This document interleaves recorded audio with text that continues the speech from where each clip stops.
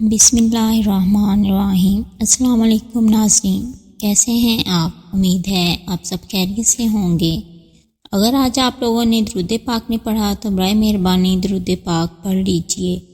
آج کا ہمارا واقعہ ہے رمضان کی اہمیت۔ حضرت عبداللہ بن عباس سے روایت ہے کہ انہوں نے رسول اکرم صلی اللہ علیہ وآلہ وسلم کو یہ ارشاد فرماتے سنا کہ جنت کو رمضان مبارک کے لیے خوشبوؤں کی دھونی دی جاتی ہے اور شروع سال سے آخر تک اسے آراستہ کیا جاتا ہے۔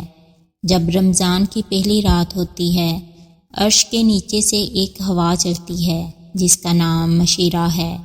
اس کے جھروکوں سے جنت کے درختوں کے پتے اور دروازوں کے حلقے بجنے لگتے ہیں۔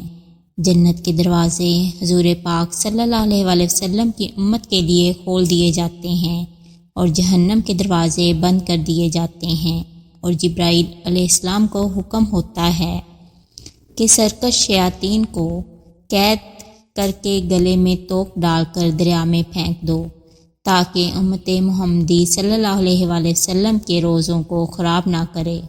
حضور اکرم صلی اللہ علیہ وآلہ وسلم نے یہ بھی فرمایا کہ اللہ تعالیٰ ایک منادی کرنے والے کو حکم دیتے ہیں کہ 3 مرتبہ یہ آواز دے، ہے کوئی مانگنے والا جس کو میں عطا کروں، ہے کوئی توبہ کرنے والا جس کی میں توبہ قبول کروں، ہے کوئی مغفرت چاہنے والا کہ میں اس کی مغفرت کروں۔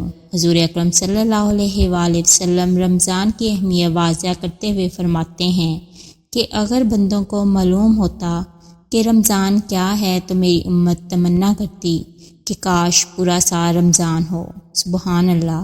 اس طرح کی اسلامی اور معلوماتی ویڈیوز دیکھنے کے لیے میرے چینل کو سبسکرائب کریں، میری ویڈیوز کو لائک اور شیئر کریں۔ شکریہ۔